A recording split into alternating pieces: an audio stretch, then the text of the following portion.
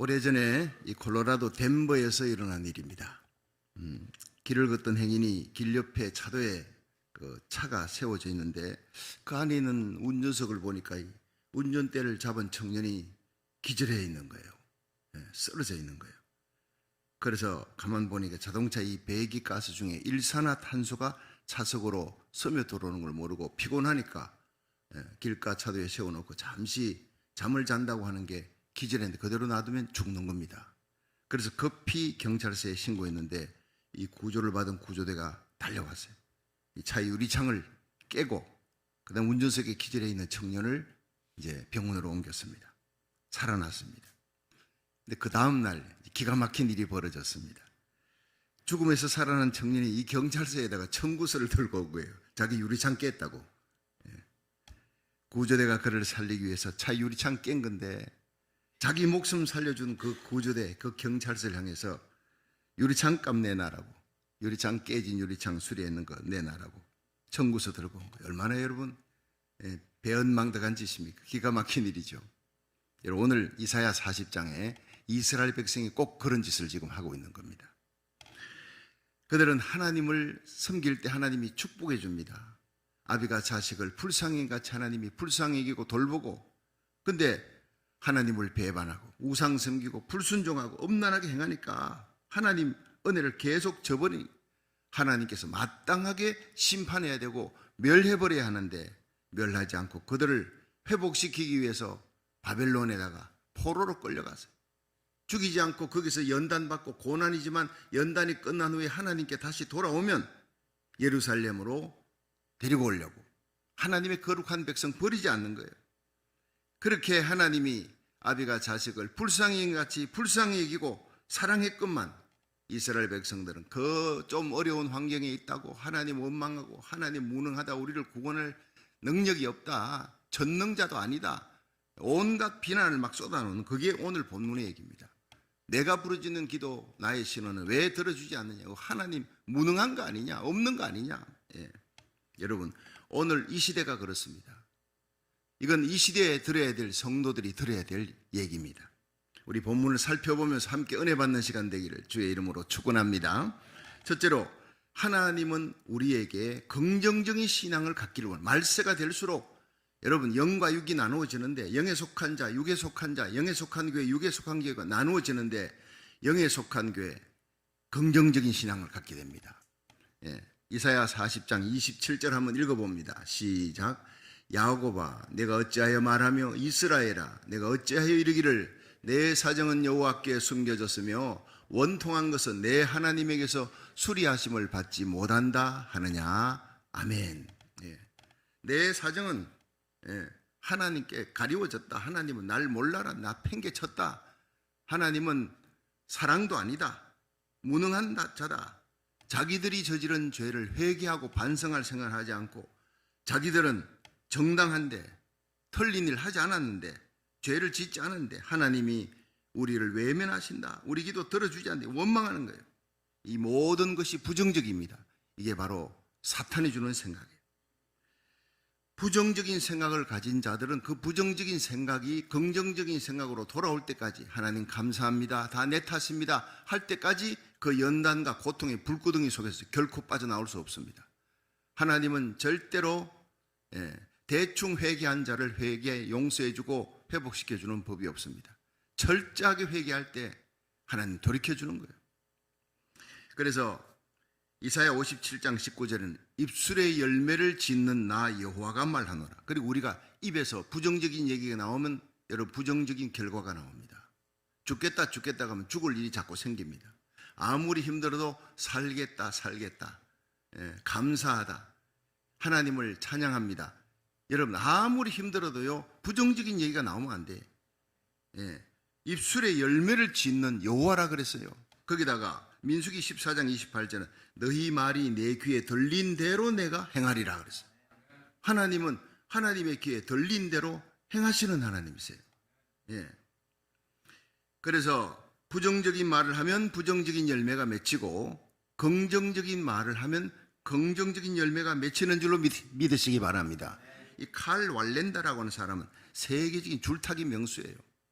이 사람은 15살 때부터 줄타기 시작해가지고 75살 때까지 60년을 줄타기 합니다. 아주 높은 건물에서도 줄타고 막 사람들이 아슬아슬하다는데 이 사람은 즐거운 거예요. 아주 기쁘게 줄타기 합니다. 그런데 1978년 푸에르토리코라는 곳에서 20층 높이의 그 건물에서 줄타기 하다가 절반도 못 가서 떨어져 죽습니다. 충격적인 사건이 일어납니다. 아주 많은 공연을 하면서도 주저함이 없이 그렇게 즐겁게 줄타기 하던, 아주 당당하게 줄타기 하던 이 칼 왈렌다가 그렇게 죽으니까 사람들이 의아한 거예요. 그런데 기자회견을 했습니다. 이 칼 왈렌다의 아내가 내 남편이 죽은 것은 불안한 마음 때문입니다. 한평생을 옆에서 있었는데 줄타기를 그렇게 즐거워했고 자신만만했는데 그날은 공연을 앞두고 몇 달 전부터 불안한, 두려움, 이런 것들을 자기가 느낄 수 있도록 그렇게 불안함과 두려움을 가지고 자기 아내에게 그 불안한 마음, 두려운 마음을 말했다는 거예요. 생전 처음으로 그런 얘기를 들었다는 거예요. 그 아내도 불안한 거죠. 근데 줄타기 공연하는 당일에는 여보, 오늘 공연에서 내가 떨어질지도 몰라, 그렇게 말한 겁니다. 그 입술에 열매가 나타나는 거예요. 그런데 결국 공연하던 도중 떨어져 죽었다는 거예요. 여러분, 부정적인 말, 부정적인 마음 얼마나 무서운 결과를 초래합니까? 부정적인 태도는 사탄이 주는 거예요. 불평과 원망과 불신앙, 그것의 열매는요, 멸망입니다. 파멸입니다. 모세가 출애굽에서 이 가데스 바네아까지 이스라엘 백성 끌고 와서 이스라엘 백성들 중에 12지파에서 정탐꾼을 한 명씩 보내라 해서, 그래서 정탐꾼들이 12명이 가나안 땅에 가서 40일 동안 가나안을 탐지하고 돌아옵니다. 그들이 무화과도 갖고 오고 포도도 갖고, 포도 한 송이가 막 둘이서 막대기에 짊어지고 와야 될 정도로 굉장한 땅입니다.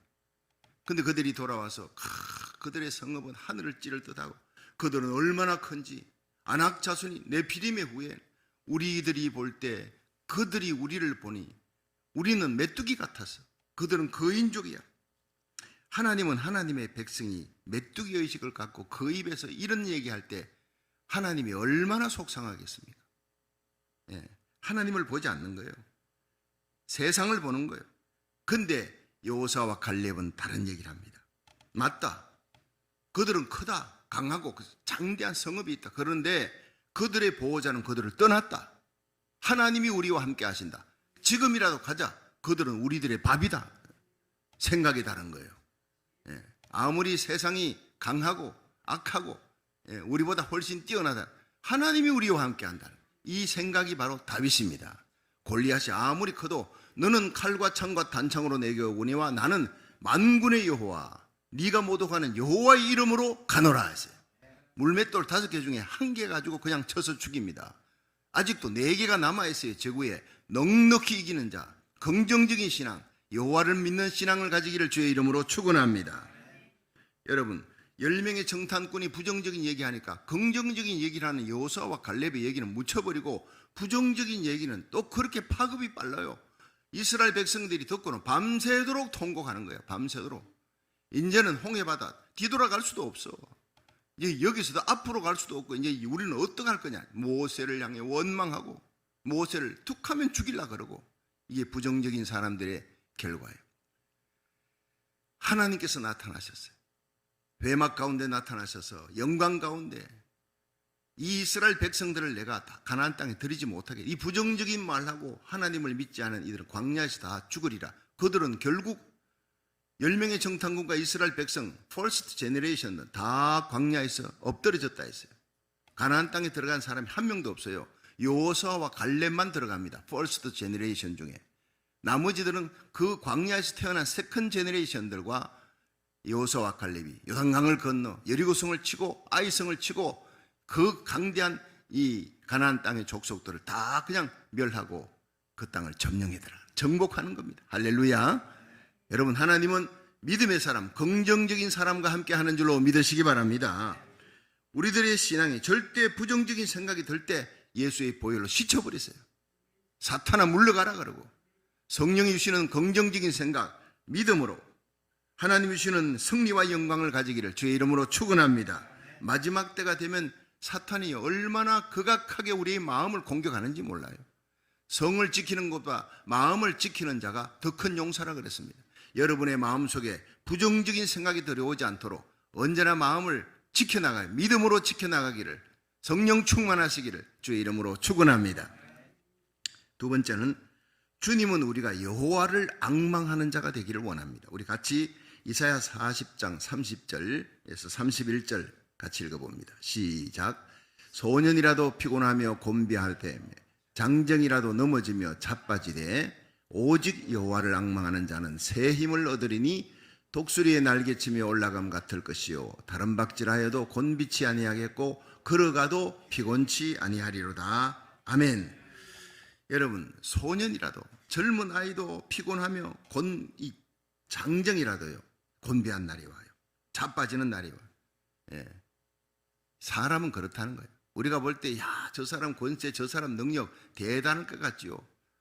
예, 얼마 못 갑니다. 전설의 복서 이 무하마드 알리 여러분 아시죠? 얼마나 잘 싸웁니까?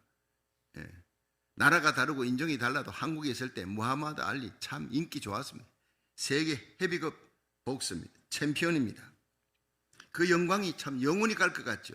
그런데 42살에 찾아온 파킨슨 병으로 그는 32년 동안 무력한 삶을 살다가 74세를 일기로 세상을 떠났습니다. 정말 소년이라도 곤비한 날이 오고 장정이라도 넘어지는 날이 온다고 한 그대로 성경대로 젊음과 인생의 영광은 절대 자랑할 수가 없다는 거예요. 인생이 풀 같고 그 영광이 풀의 꽃과 같은 것이라는 걸 무하마드 알리를 통해서 우리가 보여주는 거예요. 사람은 그러니까 믿을 대상이 아니에요. 그냥 불쌍하게 생각하고 덮을 대상이에요. 언젠간 죽을 인간이다. 예수 안 믿고 죽는 사람 지옥 던져지는 거예요. 얼마나 불쌍합니까? 복음 전해야 되는 거예요. 사람은 덮을 대상이, 믿을 대상이 아닙니다. 물질도 믿으면 여러분 정신이 나가버립니다. 정신 돌아버립니다. 여러분, 물질은 다스릴 대상이에요. 하나님만 믿을 대상인 줄로 믿으시기 바랍니다.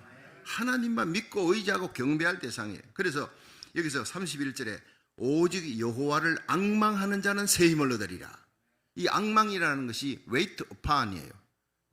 바라본다, 의지한다, 사모한다. 이 세 가지 의미가 있습니다. 우리가 하나님만 의지하고 예수님만 바라보고 사모하는 백성, 새 힘을 얻게 되는 거예요. 넘어지고 쓰러지는, 모든 사람들이 넘어지고 쓰러지는 날이 와도 하나님을 바라보고 앙망하는 자 날마다 새 힘을 얻습니다. 넘어져도 일어납니다. 999번 넘어져도 1000번째 일어납니다. 마지막 일어나는 자가 진짜 승리자인 줄 믿으시기 바랍니다. 여러분, 마태복음 14장 보면 예수님께서 오병이어 기적이 일어나고 사람들이 예수님을 왕으로 모시면 이거 떡 문제, 이 경제 문제가 해결되겠구나. 예수님을 왕으로 모시자. 그런데 예수님께서 산으로 급히 피난, 산에 올라가 기도하시면 제자들에게 너희들 빨리 배 타고 건너편 그라사 지방으로 가라. 이 제자들이 급히 가는 거예요. 근데 가는데 풍랑이 일어납니다. 그냥 광풍이 일어나니까 제자들이 육지에 이 배를 대려고 막 괴롭게 노를 젓는데 예수님께서 산에서 그걸 보신 거예요. 괴로이 노젓는 인생에게 구경만 하시는 분이 아니라 걸어서 파도 위를 걸어오십니다. 여러분, 이 세상 고해라 그럽니다. 날마다 살아가기 힘든 거기서 괴로이 노젓는 성도들을 주님께서 바라보시는 게 아니에요. 구경하는 게 아니에요. 구하기 위해서 걸어오시는 분인 줄 믿으시기 바랍니다. 파도 위를 걸어오시는 거예요. 풍랑 위를 걸어오시는 거예요. 홍수 위를 좌정하시고 홍수 때 다스리시며 하나님의 백성에 용기 주고 힘을 주고 구원하시기 위해 다가오시는 주님을 만나시기를 바랍니다. 예수님이 걸어오니까, 파도 위를 걸어오니까 베드로가 주여 저도 걸어오라고요. 자기도 걷고 싶은 거예요. 걸어오라소서. 예수님께서 그렇게 하라, 내게로 오라 하니 베드로가 물 위를 걸어갑니다. 신나는 일이죠. 광풍이 부는 그 파도 위를 예수님이 걷는 건 하나님이니까 당연한데 베드로가 걷는단 말이에요. 우리도 걸을 수 있다는 겁니다. 이 세상 파도를 점령하고 이길 수 있다는 겁니다. 믿으시기 바랍니다. 근데 말이죠, 갑자기 베드로가 예수님 쳐다보던 그 눈, 예수님 바라보던 웨이트 판입니다. 예수님께 집중하고 앙망하던 그 눈이 바람과 파도를 쳐다보는 거예요. 그게 문제가 되는 거예요. 예수님 안 보는 게 아닙니다. 예수님에게 집중하던 그 눈이 바람과 파도를 함께 쳐다본 거예요. 그러자 빠져들어가는 겁니다. 여러분, 우리가 하나님을 안 섬기는 게 아닙니다. 하나님을 섬기며 세상을 함께 섬기는 이게 문제입니다. 여러분, 세상은 악하고 마귀 권세 강합니다. 나는 약합니다. 이거 보면 안 되는 거예요. 하늘과 땅의 모든 권세를 쥐고 계신 예수님을 끝까지 바라보시기를 축원합니다. 환경을 보지 말라, 어려운 상황을 보지 말라는 거예요. 주님만 앙망하라는 거예요. 웨이트판 주님만 쳐다보면, 바라보면 계속 물 위를 걸어갈 수 있는 거예요. 파도 위를 걸어가고 파도를 지배할 수 있는데, 예수님 바라보던 눈을 돌려서 바람과 파도를 쳐다보는 순간 빠져들어가는 거예요. 시편 42편 4절에 내 영혼아 어찌하여 낭망하며 어찌하여 내 속에서 불안하여 하는고, 너는 하나님을 바라라. 그 얼굴의 도우심을 인하여 내가 오히려 찬송하리로다. 여러분, 우리가 하나님을 바라볼 때 아무리 어려운 상황에서 빌립보의 감옥같이 억울하게 매맞고 들어가도 찬송이 터져나올 줄 믿으시기 바랍니다. 찬송하는 곳에 착고가 풀리고 매인 것이 다 풀리는 거예요. 옥문이 터지는 거예요. 이사야 45장 22절에 땅끝의 모든 백성아 나를 앙망하라. 그리하면 구원을 얻으리라. 지금 어느 시대보다 우리는요, 하나님을 앙망하라, 예수님을 바라보아야 될 때 예수님에게 집중하며 예배드리고 기도하면 구원 얻는 역사가 일어날 줄로 믿으시기 바랍니다. 죄에서 구원받고 모든 상황에서 세상과 죄와 마귀 권세를 이길 수 있는 구원받는 자가 되는 거예요. 영국의 이 설교 황제라고 불리는 스펄전, 여러분 아시죠? 찰스 스펄전입니다. 이 사람은 정말 한 세기에 날까 말까 대단한 설교가입니다. 설교의 황제입니다. 그가 한번 강단에 서면 수천 명, 만 명씩 모이는 거예요. 대단합니다. 그런데 그분이 회심하고 회개하고 내가 예수님 만나고 구원받게 된 날에 대한 간증을 이렇게 했습니다. 자기가 17살 때 너무너무 죄에 대한 중압감에 눌려서 자유함을 얻지 못하고 내가 이 죄 문제를 해결해야 되겠다 해서 이 교회 저 교회 갔는데 목사님의 설교가 얼마나 청산유수 같고 재미있는 얘기를 하는지, 그러나 자기의 죄 문제는 해결할 수가 없었어요. 죄에 대한 얘기를 다루지를 않는 거예요. 그래서 더욱 죄의 깊은 늪 속에 빠져서 방황하고 있는데 어느 날 주일 아침입니다. 어느 교회를 가려고 지정을 하고 작정하고 가려고 하는데 그날 눈보라가 너무 심하게 치는 거예요. 할 수 없이 가까운 교회, 조그마한 교회입니다. 조그마한 교회 거기에 들어갔는데 눈이 많이 와서 그런지 사람들이 넓은 교회당 15명밖에 없는 거예요. 15명밖에 없는데 목사님이 또 눈 때문에 길이 막혀서 못 온다. 목사님도 없어요. 그러니까 거기에 집사님 한 분이 강단에 서서 급하게 이사야서 45장 22절을 갖고 설교를 시작합니다. 이사야 45장 22절이 땅 끝의 모든 백성아 나를 앙망하라. 그리하면 구원을 얻으리라. 이걸 읽고는 이분이 설교 준비가 안 된 거예요. 갑자기 올라섰으니까, 여러분, 오늘 말씀은 하나님께서 나를 앙망하라, 나를 바라보라고 얘기하는 겁니다. 여러분, 하나님 바라보십시오. 하나님 바라보면 구원받습니다. 하고 나니까 설교가 끝나버리니 더 이상 할 게 없는 거예요. 계속 여러분 하나님을 바라보십시오. 하나님 바라보세요. 똑같은 얘기가 반복되니까 사람들이 기득기득 웃기 시작합니다. 자, 그런데 이분이, 여러분, 하나님께서 나를 바라보라고 얘기하는데 그건 뭐냐? 나를 바라보라. 내가 수많은 영혼을 구원하려고 피 흘렸다. 나를 바라보라. 내가 너희를 위해 십자가에 달렸다. 나를 바라보라. 갑자기 설교가 달라지는 겁니다. 그러면서 나를 바라보라. 나는 십자가에 달려 죽었죠. 땅에 묻혔다. 근데 나를 바라보라. 나는 다시 일어났노라. 부활했노라. 나를 바라보라. 나는 하늘로 들림받았다. 나를 바라보라. 나는 하나님의 우편에 앉아있다. 지금도 너희를 위해 기도하는 하나님이다. 나를 바라보라. 불쌍한 죄인들아, 죄의 문제가 해결되길 원하느냐? 나를 바라보라. 십자가에 달린 나를 바라보라. 그때 스펄전 가슴에 불이 오기 시작하는 거예요. 자기가 그렇게 이곳저곳을 다녀도 해결하지 못했던 문제가 거기서 해결되는 겁니다. 그런데 집중해가지고 설교자를 보고 있는데, 그 집사님을 쳐다보고 있는데, 그 집사님이 가만히 보더니 15명 해봐야 얼마 되지 않는 자기 교인을 아는데 새로운 얼굴이 보이니까 그 뒤에 있는 청년, 하나님을 바라보세요. 내가 보니까 좀 비참해 보이네. 얼굴도 창백하고 상태가 안 좋아 보여요. 당신이 예수님을 안 만나면 계속 그렇게 비참한 삶을 살 겁니다. 그러나 지금 이 시간 예수님을 바라보면 당신의 모든 문제가 해결될 것입니다. 죄의 문제가 해결될 것입니다. 예수님이 십자가에서 당신의 죄를 해결하셨습니다. 자기 이름도 모르는 사람이 그 젊은이 이름을 그냥 젊은이라 그러면서 계속 그 얘기를 하는 거예요. 젊은이요, 당신이 지금 할 수 있는 유일한 것은 예수님만 바라보는 것입니다. 여러분, 그 순간 스펄전의 마음속에 그 죄의 중압감 때문에 방황했던 그 무거운 바위돌 같은 것이 굴러내려갔다 그랬어요. 짙은 어둠의 사이에 있던 그 검은 먹구름이 쫙 사라지고 먹구름 사이로 햇빛이 비춰오는데 광명한 예수님의 평강과 사랑, 그 은혜, 자유함을 주시는 그 기쁨이 막 몰려오는 거예요. 예수님을 바라보는 순간 먹구름이 사라지고 빛이 비치는 겁니다. 일어나서 막 기뻐서 뛰고 싶은 거예요. 춤추고 싶은 거예요. 하나님이 나를 자유케 했다. 예수님의 십자가로 내가 죄사함 받았다. 막 찬송하고 길길이 뛰고 싶은 거예요. 눈물이 막 쏟아졌다 그랬어요. 얼마나 기쁜지. 그날이 바로 스펄전이 거듭나는 날이에요. 예수님 만나는 날. 딱 한마디입니다. 하나님을 바라보라. 예수를 바라보라. 네가 할 수 있는 것은 예수님 바라보는 것이다. 그러면 모든 비참한 상태에서 죄의 고통에서 노임받게 될 것이다. 해방함을 받게 될 것이다. 목사님도 아니었습니다. 수많은 기라성 같은 목사님 큰 교회 가서 말씀을 들어도 해결받지 못했던 그 죄에 대한 중압감이, 여러분, 무식하게 보이는 집사가 갑자기 준비되지도 않은 그 설교 가운데 하나님이 그를 통해 위대한 설교의 황제 스펄전을 탄생하게 만들었다는 거예요. 여러분, 성령님께서 오늘 역사하시면 강단에 누가 서느냐가 문제가 아니에요. 여러분, 누구를 통해서든 하나님의 말씀을 들을 수가 있습니다. 믿으시기 바랍니다.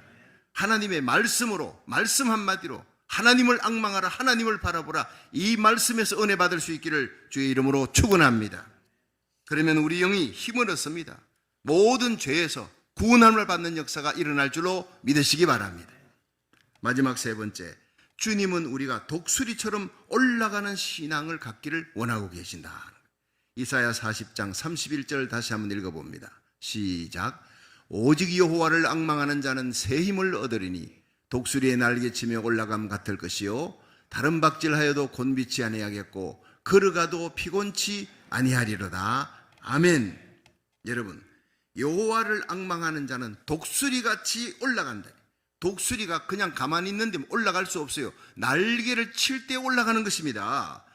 다른 박질해도 곤비치 아니하고 걸어가도 피곤치 않는 역사가 일어난다고 했어요. 여러분, 이 땅의 왕은 뭡니까? 동물 중에 사자입니다. 호랑입니다.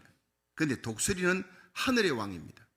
독수리가 동물원에 갈 때 그 우리 안에 갇혀있는 독수리, 세상에 그렇게 불쌍할 수가 없어요. 사자가 우리 안에 갇혔는 것보다 더 불쌍한 거예요. 창공을 향해 힘있게 나는 독수리를 보면 얼마나 멋있습니까? 그런데 잡혀가지고 그 철창 속에 갇혀 있으니까 푸드득 그걸 보면 제일 가슴이 아파요. 풀어주고 싶은 거예요. 그런데 그 독수리가, 여러분, 우리 안에서 나와가지고 철창을 벗어났을 때 긴 날개를 쫙 펴고 창공을 향해 힘있게 나는 그 모습을 한번 보세요. 압도하는 능력, 압도하는 위엄을 볼 수 있습니다. 이 독수리와 참새하는 그런 얘기가 있습니다. 독수리와 참새라는 제목으로 이 독수리가 낮은 곳에 와가지고 이 참새들이 전깃줄에 앉아있는데 독수리가 그 전깃줄에 자기도 좀 쉬겠다고 전깃줄 전봇대 거기에다가 앉아있으니까 이 참새들이 떼거지로 날라와서 독수리를 공격하는 거예요. 낮은 곳에 있으니까 같이 싸우는 겁니다. 막 덤비는 겁니다. 이 독수리는 참새하고 싸워서 이기는 방법을 택하지 않고 거기서 올라갑니다. 쫙 비상에서 올라가는, 그렇게 해서 이기는 방법을 택합니다. 참새들이 독수리를 따라서 올라갑니다. 어느 정도 올라갈 수 있는데 날개 쭉지가 아픈 거예요. 숨이 차는 거예요. 고소공포증에 걸려요. 독수리는 고소공포증이 없습니다. 여러분, 독수리는 폭풍이 온다 그러면요, 그 폭풍 타고 더 멀리 더 빠르게 올라갑니다. 태양을 향해 날 수 있는 유일한 날짐승이 독수리라 그럽니다. 태양을 향해, 여러분, 의의 태양 예수 그리스도를 향해 올라가는 신앙 가지기를 주의 이름으로 축원합니다. 성령 충만 받으면 독수리 크리스찬이 되는 거예요. 세상 환경을 이깁니다. 암울하고 절망적인 환경을 이기면서 어떤 상황에서도 감사가 넘치고 찬송이 넘치는 삶이 바로 독수리 크리스찬이라는 거예요. 여러분, 비슷한 높이에 있으면요 부딪히는 거예요. 예수 믿는 사람이 안 믿는 사람하고 직장 생활하면서 맨날 티격태격, 은혜가 안 돼요. 전도가 안 돼. 올라가지 아니하네. 같은 전봇대 전기줄에 앉아갖고 있으니까. 여러분, 크리스찬은 올라가야 됩니다. 믿음의 날개를 쫙 펴고 기도와 찬송의 날개를 펴고 올라가시기를 주의 이름으로 축원합니다. 낮은 곳에 있으면 시기, 분열, 다툼입니다. 서로 물고 떴습니다. 그러나 독수리처럼 더 높은 영적인 세계로 올라갑니다. 다툼이 없습니다. 갈등이 없습니다. 비행기 한번 타보세요. 여러분, 구름 위로 올라가지 않습니까? 근데 구름 밑에 비가 내리는데 구름 위로 올라가는 순간 그 위에 태양이 있더라고요. 처음에 나는 그걸 보고 어메이징, 얼마나 감격했는지. 와, 사라진 줄 알았더니 그 먹구름에 비가 쫙쫙 내리는 시애틀 공항을 내가 출발했는데 구름 위로 올라가니까 그게 태양이 있는 거예요. 밀도가 같습니다. 흔들림이 없습니다. 거기는 비가 없습니다. 폭풍이 없습니다. 폭풍을 쳐도 위에는요, 구름 위에는 잔잔한 거예요. 하나님이 주시는 평강이 거기 있습니다. 세상이 아무리 힘들고 어려워도 성령 충만하여 여러분 믿음의 기도로 구름 위로 올라가시기를 주의 이름으로 축원합니다. 의의 태양 예수님이 비춰주는 하늘의 기쁨. 그러니까 빌립보 4장 6절은 성령 충만하면 구름 위를 올라가는 그리스도인들은 주 안에서 기뻐하라. 내가 다시 말하노니 기뻐하라. 세상이 주는 기쁨이 아닙니다. 주님 주시는 죄사함의 기쁨, 구원의 기쁨, 기도 응답의 기쁨, 전도할 때 얻어지는 이 성령으로 주어지는 기쁨. 절대로 AI, 인공지능이 결코 그렇게 할 수 없습니다. 아무리 앞으로 인공지능이요 설교하는 시대가 온대요. 기가 막힌 시대가 옵니다. 여러분, 목사님은 설교하다가 통계도 틀릴 수 있습니다. 인간은. 그러나 인공지능은 절대 틀리지 않습니다. 기가 막힌, 그러나 거기에는 회개가 없습니다. 성령의 역사가 없습니다. 신령과 진정의 예배가 없습니다. 속게 되는 것입니다. 여러분, 예배 시간에는 우리의 정보, 우리의 머리를 울리는 설교가 아니라 우리 가슴을 울리는, 우리의 영혼을 울리는 하나님의 메시지가 나와야 되는 것입니다. 거기에 회개가 있고 우리의 심령이 이 땅에 있는 참새들하고 같이 어울리는 그 독수리가 이제는 여러분 하늘을 향해 창공을 향해 구름 위로 나르는 거룩한 그리스도인이 될 수가 있다는 거예요. 우리는 절대 참새가 아니다. 한번 따라 합시다. 나는 참새가 아니다. 나는 독수리다. 그렇습니다. 독수리 크리스찬 되기를 주의 이름으로 축원합니다. 그게 바로 이 마지막 시대에 살아갈 그리스도인의 모습입니다. 요셉을 보세요. 17살의 형들에게 꿈정이나 그래가지고 물 없는 구덩이에 빠졌다가 르우벤인 유다에 의해서 살아나게 되죠. 유다가 아이고 우리 골육인데, 근데 형제인데, 배다른 형제라도 형제잖아. 그러니까 살려주자. 저기 이스마엘 장사꾼이 지나가니까 그 돈 주고 팔자, 노예로 팔자. 그러면 돈도 받고 꺽 먹고 알 먹고 얼마나. 이 유다가 지혜로워요. 가슴 속에 어쨌든 저 울부짖는 요셉을 살려야 되겠다는 열망만 갖고 지혜가 없으면 안 되잖아요. 지혜롭게 팔자. 팔면 죽은 자와 똑같다. 그래가지고 다른 형제들의 동의를 얻고 그렇게 팔아버렸어요. 자, 그렇게 시작된 요셉의 삶입니다. 그 요셉이 애굽 땅에 끌려가 보디발 장군 집에 가서 총무가 되었을 때 여러분 어떤 일이 벌어집니까? 보디발 장군의 아내가 유혹하는 거예요. 그 유혹을 이겼다고 감옥에 또 들어가는 거예요. 성추행범으로 들어갑니다. 치사한 죄를 뒤집어 쓰고. 그런데 그 안에서 하나님을 바라봤어요. 하나님이 내게 주신 꿈, 해와 달과 열한 별이 자기에게 절하는 그 꿈을 바라봤어요. 여러분, 올라가는 신앙은 천국에 대한 꿈, 비전, 예수님 다시 오신다. 주의 호령 천상의 소리, 하나님의 나팔로 이 땅에 예수님 다시 오신다. 그리스도 안에 잠자는 자들이 일어나고 우리들이 혼련이 변화되어 공중으로 끌어올려 주님을 맞이하는 그 환희의 날이 올 줄로 믿습니다. 그날 생각하면 예수님 때문에 당하는 고난, 현재의 고난이 장차올 영광과 비교할 수 없어요. 여러분, 예수님 때문에, 신앙 때문에 내가 손해보고 억울한 일 당하고 고통당하고 마음 아픈 일을 당했으면 이게 천국의 면류관과 연결되어 있다는 거예요. 여러분, 우리의 모든 죄를 다 지시고 우리를 위해 십자가 지신 예수님 머리에 가시 면류관 서신 거예요. 우리에게 기쁨의 면류관, 생명의 면류관, 의의 면류관, 영광의 면류관, 섞지 않는 이 면류관을 주시려고 주님은 죄 없는 하나님의 아들은 우리의 죄를 위하여 십자가에 달려 죽으시면서 가시멸관을 쓴 것을 기억하십시오. 위대한 교환이 갈보리의 십자가에 이루어진 거예요. 감격으로 일하십시오.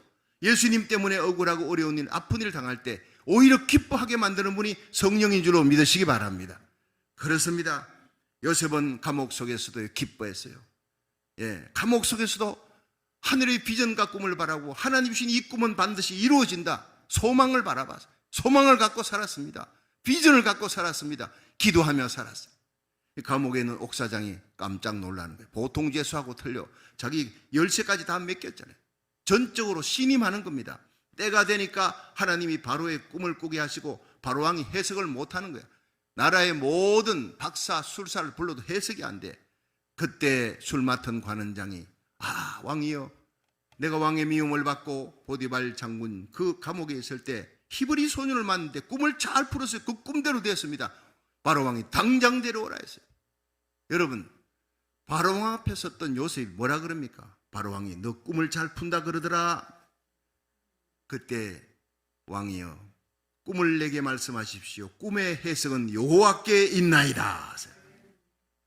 자기가 조금이라도 인간적으로 잘 보이려고 하지 않았어요. 하나님의 이름 뒤에 자기를 감춰버리는 거예요. 꿈의 해석은 하나님께 있나이다. 하나님의 영광, 하나님의 이름을 드러내는 거예요. 너는 칼과 창과 단창으로 내게 오느냐? 나는 만군의 여호와 이름으로 내게 가노라. 다윗 똑같은 신앙입니다. 하나님의 영광을 위한 신앙, 하늘의 비전과 꿈을 가진 신앙, 위대한 신앙, 올라가는 독수리처럼 올라가는 신앙. 여러분, 그 멋있는 독수리 신앙을 가진 이 요셉을 바로왕이 보고 그냥 홀딱 반하는 겁니다. 꿈의 해석을 하니까 그럼 네가 총리가 되어라. 애굽 땅을 다스리는 총리가 되어라. 일약 실권자가 되는 거예요. 어제의 감옥에서 하루아침에 총리의 자리에 올라가게 만드시는 분이 하나님인 줄 믿으시기 바랍니다. 올라가게 만드는 거예요. 여러분, 여러분의 자녀들이 우리가 이 땅에서 잘 되기 원합니까? 존귀하게 되기 원합니까? 올라가기 원합니까? 하나님의 손에 달려있는 것입니다. 우리의 믿음이 올라가는 신앙을 가지십시오. 유명한 미래학자 엘빈 토플러는 1980년에 이 제3의 물결이라는 책을 써서 미래를 정확하게 예언한 거예요. 제1의 물결이 뭐냐? 농업혁명이에요. 제2의 물결은 산업혁명입니다. 제3의 물결이 지식과 정보혁명, 이 컴퓨터 혁명이라 생각하면 됩니다. 어마어마한 컴퓨터 혁명이. 그런데 이 슈퍼컴퓨터가 10년 동안을 저장을 해도 못 저장할 어마어마한 양을 요즘 양자 역학 컴퓨터가요 딱 4분 만에 해결한다는 거예요. 놀라운 시대가 도래했습니다. 그런데 방대한 이 정보를 카톡이나 유튜브, 페이스북 이런 것으로 굉장히 빠르게 이 속도전으로 해결하는, 이게 바로 제4의 물결이에요. 제4의 물결. 공간과 속도의 혁명입니다.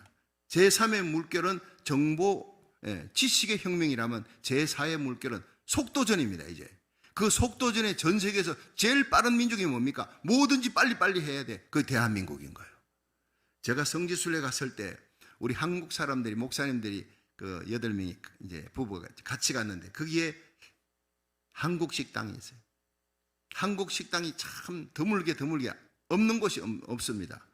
한국 식당에 가서 한국 음식을 먹는 것은 참 귀한 일인데 거기에 이태리 음식을 또 먹어야 되지 않습니까? 대부분은 이태리 음식을 먹습니다. 그 지방 음식을 먹는데 거기 한국 사람들이 쭉 들어가니까 막 우리 보고 환영하면서 빨리 이러는 거예요. 그러니까 한국 사람의 대명사는요 빨리입니다. 하도 많은 여행객들이 와서 앉아갖고는 빨리 달라고 그 나라 말이 아니라 한국말로만 외쳐대니까 한국 민족을 보면 빨리입니다.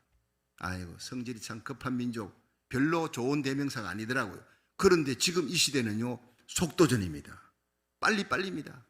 하나님께서 이 한국 땅을 경제 12국가로 쫙 올리는 이유가 거기에 있는 겁니다. 이제 석유 시대에서 반도체 시대로, 반도체를 잘 생산하는, 이 반도체를 만드는 제일 중요한 게 히토리입니다. 그런 시대가 이제 오고 있는 겁니다. 모든 트렌드가 다 바뀌는 거예요. 그런데 다니엘서 12장 4절에 많은 사람들이 빨리 왕래하며 지식이 더하리라. 이게 2600년 전에 다니엘을 통해서 하나님께서 정보시대가 온다. 지식과 정보시대, 컴퓨터 시대가 온다. 지식이 더하리라. 빨리 왕래한다. 여러분, 앞으로 여기서 한국까지면 12시간, 근데 제가 신문을 보니까 여기서 한국까지 4시간 만에 갈 수 있는 비행기가 나온대요. 세계 1일 문화권 속에 들어갑니다. 컴퓨터에 방대한 양들, 이런 것들이요, 여러분들이 지금 셀폰 안에, 스마트폰 안에 다 들어있는 거예요. 예. 도서관, 여러분 도서관에 있는 모든 것들이 그 속에 다 있습니다. 도서관에 이 굳이 가가 책 볼 필요가 없어요. 그것도 드리면 아, 목사님이 얘기한 통계 저거 맞나 안 맞나. 저는 설교하면서요, 정확하게 보고 또 보고 또 다시 찾고, 성도들이 그 자리에서 막 뚝뚝 치면 저게 통계가 맞나, 예, 안 맞나, 아이고 틀리는구나, 목사님이 준비성이 없어, 이래 나오면 그 다음 설교가 은혜가 안 되는 거예요. 모든 게 정확해야 됩니다. 정보 지식의 시대에. 그런데 이거를 빨리빨리 옮기는 것이 카톡, 유튜브입니다. 그런데 거기다가 인공지능 AI가 등장했지요. 예, 생명공학이 나오지요. 무인 자동차가 등장하지요. 자, 이제 놀라운 속도로 빨라지는데 드디어 메타버스 시대가 옵니다. 많은 사람들이 메타버스 얘기는 들었는데 정확하게 뭔지를 잘 모르는 분들이 많더라고요. 그런데 이 메타버스를 제가 한번 연구를 해봤습니다. 물론 전문가가 아니기 때문에. 그러나 중요한 줄거리는 제가 압니다. 메타라는 것이 가상이라는 거예요. 그리고 버스는요, 유니버스, 세계입니다. 가상 세계입니다. 우리가 살고 있는 이 현실 세계, 집도 있고 아파트도 있고 회사도 있고 도로도 있는데, 가상 세계에다가 그걸 집이고 아파트고 건물이고 다 지어놓고 그 다음에 그걸 판매를 하는 거예요. 지금 있는 여기에서는 화폐 갖고 가상 화폐를 만들어서 현실 세계에서 그 돈을 주고받고 팔고 있습니다. 지금 엄청나게 속도로 지금 가상 세계를 만들어 놓고, 이 제2의 바벨탑입니다. 인간이 만든 세계, 하나님이 만든 지구 말고 또 하나의 가상 세계를 만들어서 VR로 들어갑니다. 지금은 게임 같은 거 비즈니스지요. 이제는 신앙을 건드립니다. 예배를 건드립니다. 기독교 교육을 건드립니다. 이런 시대가 지금 우리에게 성큼 다가오고 있다는 거예요. 그러니까 이 페이스북의 마크 저커버그 그 CEO가 자기 회사 이름을 페이스북이라 하지 않고 메타버스로 바꿔버렸어요. 여러분 아시죠? 얼마나 거기에다 목숨을 건 겁니다. 마크 저커버그가. 그 다음에 소프트웨어의 빌 게이츠, 테슬라의 일론 머스크 같은 이런 사람들, 세계 3대 부자 아닙니까? 이 사람들이 바로 이 메타버스에다가 올인하는 겁니다. 엄청난 돈을 투자합니다. 그들은 이미 미래를 알고 있기 때문에. 근데 이 처음에는 이 게임 같은 걸로 뭐 VR을 쓰고 하던, 나는 그 정도로 알았는데, 비즈니스가 가상 세계에다가 거기다가 막 도로를 만들고 거기다가 막 건물을 막 아파트고 만들어 놓고 그다음 주고받고 사고, 지금 여기서 하듯이 사고 팔고 합니다. 그걸 넘어서 이제 교육을 합니다. 교육을 할 때 아바타가 내 대리인이 거기 들어가서 교육을 받습니다. 그리고 예배 드립니다. 이게 큰일이 문제예요. 교육까지는 봐줄 수 있는데 신앙의 영역까지 쓰나미처럼 몰고 들어오는 거예요. 얼마 전에 제가 한 2주일도 안 됐습니다. 남가주 장로연합회 회장 이취임식에 제가 설교를 맡아가 갔더니 제 옆에 한국장로교연합 회장이 오셨어요. 12시간 비행기 타고 딱 10분 축사하려고. 그래서 다른 일 때문에 오셨습니까? 했더니 이거 마치고 내일 새벽에 다시 한국으로 돌아간대요. 참 대단한 인물같이 보이더라고요. 딱 10분 축사하려고 12시간 비행기를 타고 날아왔어요. 그래서 이런저런 얘기하는데, 그분이 이제 최내화 장로님이에요. 이 한국장로연합회 회장인데 충신교회 장로님이었습니다. 그래서 제가 메타버스에 대한 얘기를 거기 계신 목사님, 장로님들에게 우리 앞으로 이런 시대가 온다라고 얘기했더니 목사님이 생각하는 것보다 훨씬 빠르게 지금 한국에는 와가지고 있습니다. 작년 연말에 전국의 교회 유년주일학교 메타버스 예배 경연대회가 열렸다는 거예요. 내가요 철렁했습니다. 아이들이 지금 50% 이상의 교회, 60% 교회가 아이들이 없습니다. 애도 낳지 않고 있던 애들도 몇 명 안 나오니까 집에서 예배들 자기는 교회 안 나가는. 그러니까 한국의 교회 60%가 교회 학교가 없습니다. 윤주일 학교가 없는 거예요. 근데 우리 교회는 15배 부흥됐잖아요. 교회 학교. 홍 목사님 모시고 교사들이 얼마나 잘하는지 15배 부흥돼. 한국에는요 다 계속 사라집니다. 계속 사라지는 추세인데, 그러니까 방법이 없는데 메타버스 예배가 들어서면서 애들이 몰려오는 겁니다. 이게 이제 문제입니다. 얼마나 재밌게 만들어 놓는지 VR로 그 예배를 드려요. 집에서도 예배 드릴 수 있어요. 애들에게. 교회에서 그 모든 자료를 제공해 주는데 거기서 노아 홍수 얘기하면요, 그냥 노아 홍수 얘기 시청각으로 보여주고 이 정도가 아니라 노아 홍수를 실제로 만들어 놓고 나의 아바타가 들어가서 거기서 노아 방주 안에를 여기저기를 다 뒤지게 만들어요. 그러니까 애들이 얼마나 혹하겠습니까? 그런 시대가 온 거예요. 그 아이들의 마음을 어떻게 다시 우리가 교회로, 신앙으로, 하나님 말씀으로 끌어들일 수 있느냐? 굉장한 위기의 시대가 왔어요. 세상은 이미 저만큼 훌쩍 나가가지고 있는 거예요. 교육까지는 괜찮은데 예배는 안 된다는 거예요. 어떻게 예배 회개가 있습니까? 여러분, 성령의 역사, 신령과 진정으로 드리는 예배인데, 요한복음 4장 24절에 예수님, 하나님은 영이시니 예배하는 자가 신령과 진정으로 예배 드려야 될지니라 했어요. 예배 가운데는 하나님의 말씀과 함께 말씀의 금이 우리에게 들려올 때 말씀이 불이 됩니다. 예레미야 5장 14절에 나의 말이 너의 입에서 불이 되리라. 하나님의 종의 입에 주어진 하나님의 말씀이 불이 되어 나의 백성을 나무로 만들어 그 나무된 백성을, 말씀이 불이 되어 나무된 백성을 태우리라, 사르리라. 예배 시간은 설교 듣고 지식을 누리는 것이 아니라 내가 태워지는 시간입니다. 내 죄가 태워지는 시간이에요. 정욕과 죄악, 세상을 향한 기쁨이 태워지고 성령 안에 새로워지고 거룩하게 되는 시간입니다. 그게 어떻게 메타버스 예배로 되어집니까? 절대 안 되는 거예요. 속이는 겁니다. 사탄의 역사입니다. 그거는. 이거를 여러분 목사님들이 몰라요. 어쨌든 교회 학교가 부흥이 돼야 되니까 어쨌든 끌어들이자, 이 추세로 나간다는 거예요. 그거를 안 돼 하면요, 꼰대가 돼버립니다. 유행에 처져버려요. 지금 이게 시대의 흐름이다, 트렌드다, 유행이다, 예배의 패러다임이 바뀌었다, 기본적인 패러다임이 이제 다 바뀌고 있다는데 그거는 안 돼 이러면요, 완전 처져버립니다. 그러니까 얼마나 목회자들이 고민하는 시대가 오겠느냐는 거예요. 기가 막힌 시대가 옵니다. 이제 유년주일학교의 아이들이 예배를 메타버스로 드리는 예배 경연대회가 일어나면은 어른들, 성인들, 어덜트 예배가 메타버스 예배로 되는 것은 시간 문제입니다. 여러분, 온라인 예배 처음에 할 때 사람들이 아이고 온라인 예배도 그거 예배냐? 지금은 어떻습니까? 당연히 온라인 예배를, 지금 상황이 이러니까 온라인으로 예배 드리는 거 당연하게 받아들여야지. 이렇게 된다는 거예요. 거기는 굉장히 매력이 있습니다. 메타버스 예배가. 자, 이걸 놓고 정말 기도해야 됩니다. 이런 때가 올수록 우리 로마서 12장 2절에 너희는 이 세대를 본받지 말고 마음을 새롭게 함으로 변화함을 받아 하나님의 선하시고 기뻐하시고 온전하신 뜻이 무엇인지 분별하도록 하라. 이 말씀을 가슴에 새기고 이 세대를 본받지 아니하고, 연어가 물살을 거슬러 올라가지 않습니까? 지금 그리스도인은 세파를 거슬러 올라가야 되는 시대에 살고 있다는 거예요. 많은 사람들이 흘러가도 그냥 죽은 시체같이 그렇게 떠내려가도 우리는 살아있는 고기가 돼. 살아있는 고기는 세파를 거슬러 올라갑니다.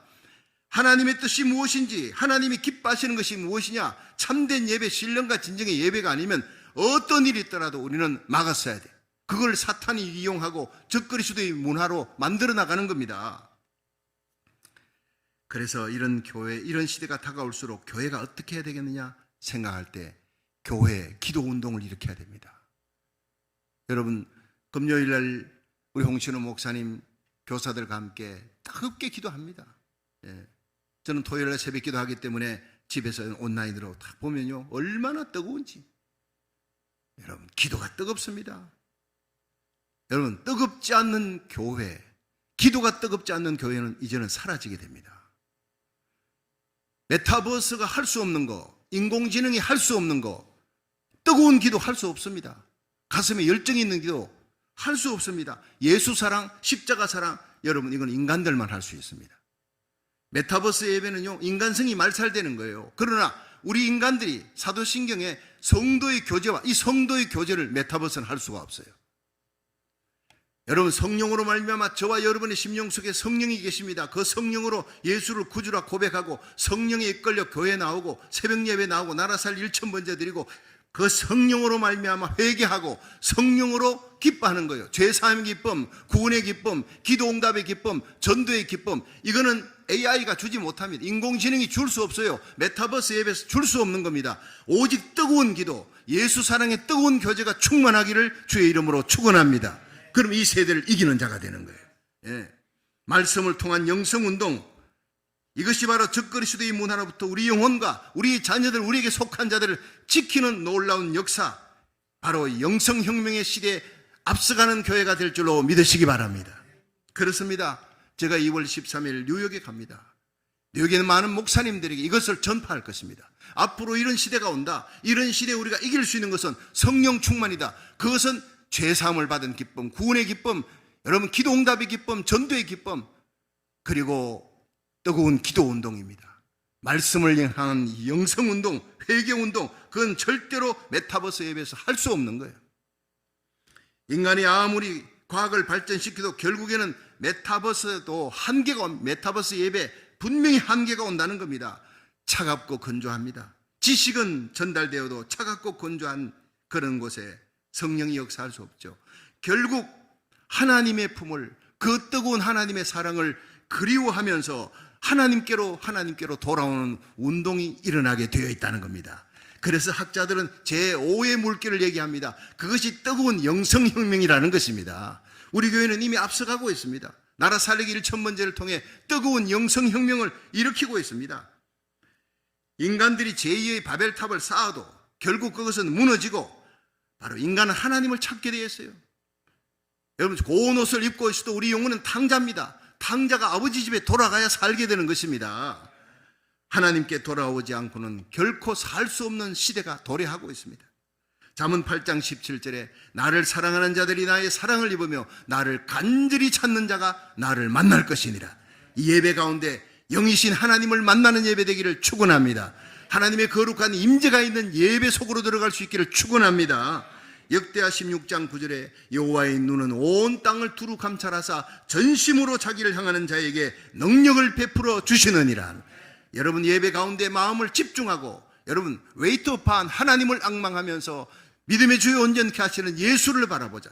저는 그 앞에 있는 즐거움을 위하여 십자가를 참으사 부끄러움을 개의치 아니하시더니 마침내 하나님 우편에 앉으셨느니라. 독수리같이 올라가는 신앙, 우리를 위해 죽으시고 부활하시고 하나님 우편에 계신 하늘과 땅의 모든 권세를 지신 예수님, 다시 오실 예수님 앞에 여러분이 칭찬 듣는 신앙 가지기를 주의 이름으로 축원합니다. 그렇습니다. 이 마지막 때는 기도하는 교회, 예배드리고 기도하는 성도들에게 성령이 부어지는 역사가 일어납니다. 말세에 내가 내 영으로 만민에게 부어주리라, 성령을 부어주리라. 요엘서 2장 28절 약속합니다. 세상이 이렇게 혼돈하고 위기가 될수록 성령의 역사는 강하게 일어납니다. 기도의 운동, 성령 운동, 주님 주시는 기쁨, 예수님 주시는 사랑, 감사와 찬양이 더욱 넘치기를 주의 이름으로 축원합니다. 그렇습니다. 함께 모여 기도할 때 독수리처럼 올라갑니다. 독수리처럼 올라가는 영성 가지기를 축원합니다. 세상을 이기는 영성, 주님 앞에 들림받는 영성, 그리고 요셉처럼 다니엘처럼 미래를 대비하는 영성을 저와 여러분, 우리 자녀들이 가지기를 주의 이름으로 축원합니다. 피곤하고 곤비한 날마다의 삶이 피곤합니다. 곤비한 세상살이에 이 예배 가운데 성령의 능력을 받아서 독수리가 날개침같이 달려가도 뛰어가도 곤비하지 않은 날마다 새 힘을 얻어 세상과 죄악과 마귀 권세를, 세상 적그리스도의 문화를 이길 수 있기를 주의 이름으로 축원합니다.